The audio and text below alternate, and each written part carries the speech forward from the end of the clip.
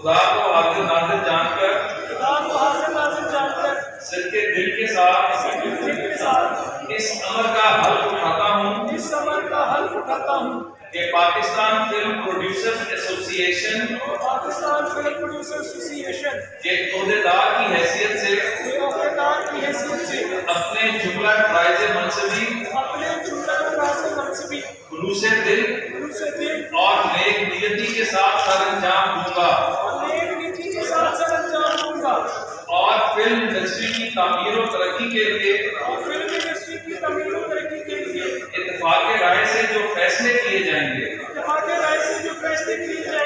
ان پر کاربند رہوں گا اور فلم سازوں کے مفادات کا تحفظ ہمیشہ میرے پیش نظر رہے گا۔ خدا ہمارا حامی و ناصر ہو، آمین۔ آپ سب کو بہت مبارک۔ ہار لے آؤ ہار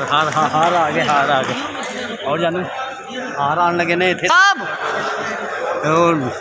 نذیر خوبصورت ماڑا صاحب خوبصورت ماشاء اللہ اینی خوبصورت جی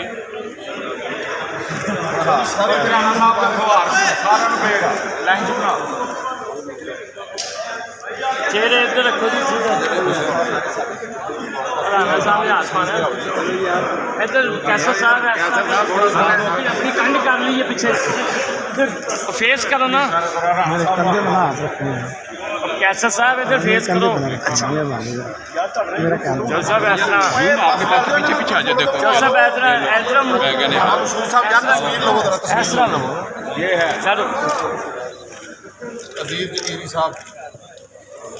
یہ رانا صاحب اپنے ہاتھ سے بوکے بھی پیش کر ایک اکرم صاحب ساڈے بھائی تھوڑا ہاتھ سر موبائل آ رہا ایک منٹ سر